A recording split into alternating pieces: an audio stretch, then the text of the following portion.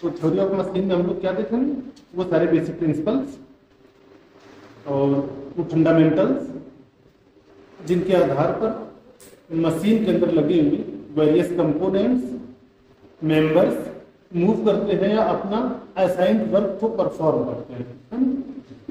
तो मशीन के बारे में जैसा आप जानते हैं कि मशीन एक ऐसी डिवाइस है, एक ऐसी युक्ति है, एक ऐसा माध्यम है जो उपलब्ध ऊर्जा को स्थानांतरित करता है हमारे इच्छित ऊर्जा के रूप में। ठीक है, फॉर एग्जाम्पल अगर हम बात करते हैं इंजन का मशीन कह सकते हैं। इंजन बेसिकली दो टाइप के होते हैं, एक आईसी इंजन होता है, पीसी इंजन होता है, इंटरनल कंबस्टन इंजन और एक्सटर्नल कंबस्टन इंजन। ठीक है, तो ज्यादा आप लोगों ने देखा होगा इंटरनल कंबस्टन इंजन, तो हम इसी का एग्जांपल इस सब्जेक्ट में लेके आगे चलेंगे, जिससे कि आपको थोड़ा सा जाना पहचाना देखा समझा रहे। तो इंजन क्या है? इंजन को हमने जैसे लेते हैं एक मशीन, तो ये कौन सी एनर्जी को किस एनर्जी में कन्वर्ट करता है? अवेलेबल एनर्जी इसमें कौन सी होती है इंजन में? फ्यूल। फ्यूल का देते हैं ना, इसमें हम लोग इनपुट में फ्यूल देते हैं, आउटपुट में क्या मिलता है? एक कोई शाफ्ट रोटेट करती हुई मिलती है। तो कह सकते हैं इंजन एक ऐसी मशीन है जो thermal energy of fuel convert into the mechanical energy on any crankshaft, है ना? तो इंजन में क्या हो रहा है कि जो थर्मल एनर्जी है फ्यूल की, इसको कंबस्टन चैम्बर के अंदर बर्न कराते हैं। ठीक है, आग लगती है उसमें, आग लगने के बाद थर्मल एनर्जी क्या होती है? हीट एनर्जी में कन्वर्ट होती है, और ये हीट एनर्जी अपने कंबस्टन चैम्बर के चारों तरफ दीवारों पर एक प्रेशर अपना एग्जर्ट करती है। ऊपर सिलेंडर हेड है, साइड में सिलेंडर है, बॉटम पर पिस्टन होता है। पिस्टन के अलावा बाकी तीनों साइड ऐसी है जो फिक्स है। पिस्टन एक ऐसा जो मूविंग होता है, तो top surface on the piston पर ये प्रेशर अप्लाई होता है, और इस प्रेशर की वजह से पिस्टन नीचे की तरफ मूव करता है ना? इस पिस्टन से कनेक्ट होता है connecting rod small and bearing के साथ में, और कनेक्टिंग रॉड का दूसरा सिरा होता है बिग एंड बियरिंग के साथ में, वो क्या होता है? क्रैंकशाफ्ट से कनेक्ट होता है। तो इस तरीके का उसकी संरचना बनाई जाती है कि ऊपर से पिस्टन आ रहा है तो ये क्रैंक को रोटेट कर देगा। ठीक है, जो क्रैंक बनी होती है किसी एक शाफ्ट के ऊपर, जब ये क्रैंक ऐसे रोटेट करने लगेगा तो शाफ्ट घूमने लगेगी अपनी जगह पर। तो फाइनली क्या हुआ? फ्यूल को बर्न कराया, फ्यूल की जो केमिकल एनर्जी थी ये थर्मल एनर्जी में पहले कन्वर्ट हुई, and further this thermal energy again converted in mechanical energy in form of rotation on crank, है ना? तो इस तरीके से इंजन को हम एक मशीन कहते हैं। अब अगर हम बात करते हैं पूरे सब्जेक्ट के स्ट्रक्चर की कि मशीन में क्या क्या चीजें होती हैं, वो तो हम बाद में पढ़ लेंगे कि क्या क्या अरेंजमेंट इसके होंगे, क्या उसका आउटपुट होगा, किस इनपुट के हिसाब से कौन सा आउटपुट कैलकुलेट करेंगे, वो सारी चीजें बाद में देखेंगे। इसके पहले हम लोग ये देखें कि इस सब्जेक्ट की फ्रेमिंग क्या है। ठीक है, एक ढांचा क्या है सब्जेक्ट का। तो सब्जेक्ट का मेन टारगेट है मशीन के बारे में पढ़ना। मशीन के पार्ट्स कैसे उसको जोड़ा जाएगा, कितने टाइप के पार्ट्स हो सकते हैं, इनकी बात हम सबसे पहले करते हैं। तो हम शुरू करेंगे सबसे स्मॉल एलिमेंट से लेके फाइनल मशीन तक बनाने के बीच में क्या क्या चीजें हमें अध्ययन करनी है। तो मशीन का सबसे जो छोटी यूनिट होती है इसको हम बोलते हैं लिंक। क्या बोलेंगे? लिंक। लिंक मतलब कड़ी, है ना? कोई भी कंपोनेंट, मशीन का स्मॉलेस्ट कंपोनेंट। ठीक है, लिंक क्या होगी? बहुत सारी कड़ियां हो सकती है, जैसे ऐसे वाले के कंपोनेंट है हमारा, या कोई ऐसे कंपोनेंट हो गया। ठीक है, या कोई ऐसे कंपोनेंट, या ऐसे कंपोनेंट है, ऐसे कंपोनेंट, इन सभी को आपस में जोड़ देते हैं। ठीक है, हो सकता है कोई मशीन या कोई मैकेनिज्म या कोई चेन बन के आ जाए। अभी हम बात करेंगे मैकेनिज्म क्या होगी, चेन क्या होगा।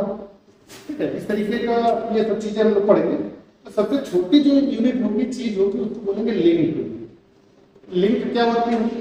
इस सब्जेक्ट के अंदर जो हम लोग पढ़ेंगे थ्योरी ऑफ मशीन। चलिए थोड़ा सा पहले बैठ जाके सब्जेक्ट का डेफिनेशन और क्लासिफिकेशन देख लेते हैं।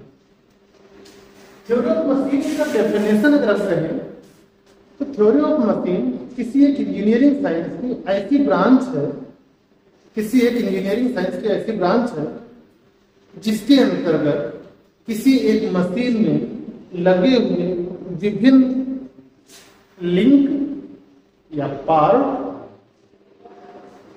और उन पार्ट्स के बीच में होने वाली सापेक्ष गति का अध्ययन करते हैं और साथ ही साथ इस बात की भी जानकारी यहाँ पर हम कलेक्ट करेंगे कि जो मूवमेंट हो रहा है विभिन्न पार्ट्स में मशीन के, उन मूवमेंट्स के पीछे किसी न किसी एक बल का कंट्रीब्यूशन होगा।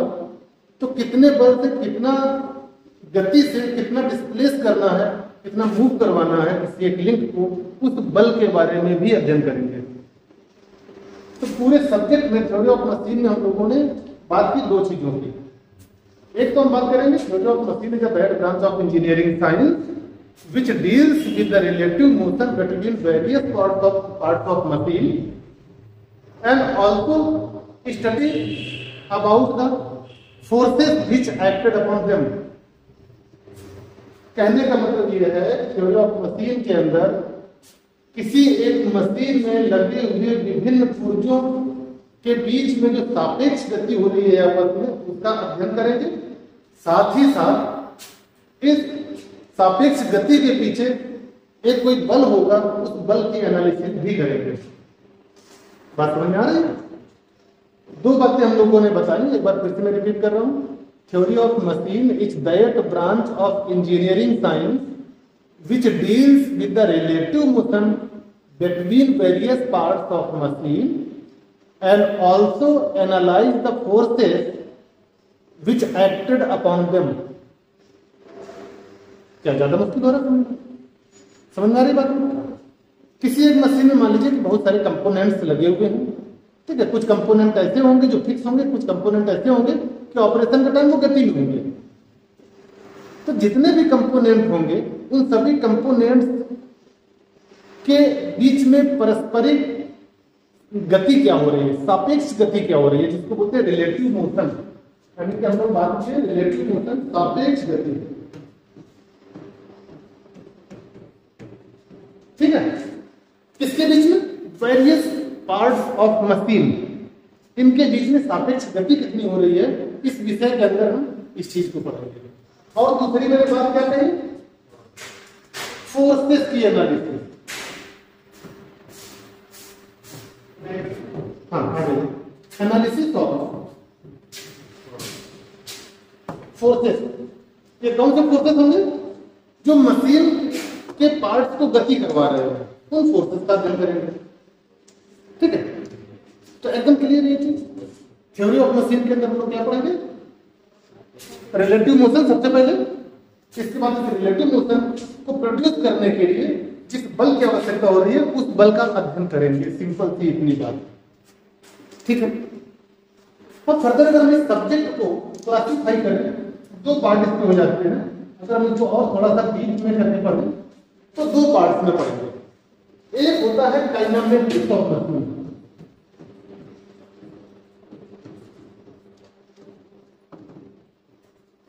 काइनेमेटिक्स ऑफ मशीन, और दूसरा होगा डायनामिक्स ऑफ मशीन।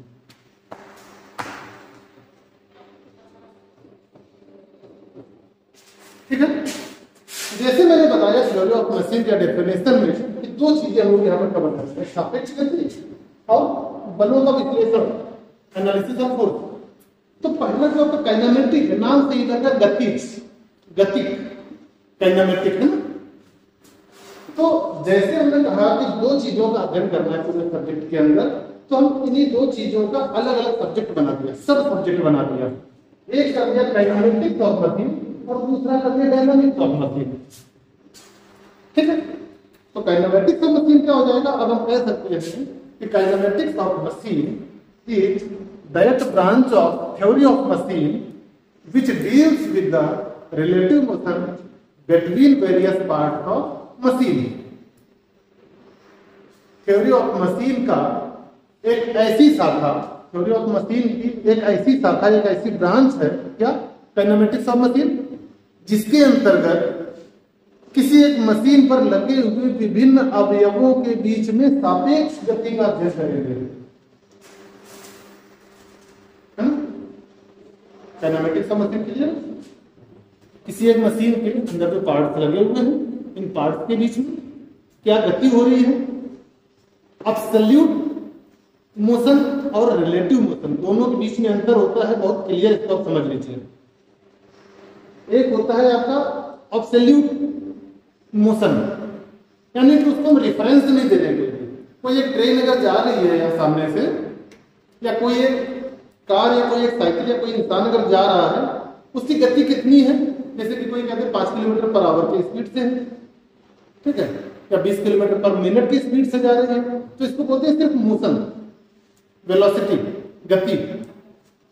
अगर हम कहें रिलेटिव मोशन क्या है, तो ऐसे आप समझ लीजिए कि ऐसे ट्रेन जा रही है, आप बगल में रोड पर बाइक से जा रहे हैं, ठीक है, उसी के साथ साथ मतलब उसी के सेम डायरेक्शन पर ट्रेन की स्पीड मान लीजिए उस समय है 80 किलोमीटर पर आवर, और आप जो बाइक चला रहे हैं वो 40 किलोमीटर पर आवर है, तो दोनों के बीच में सापेक्ष गति क्या होगी।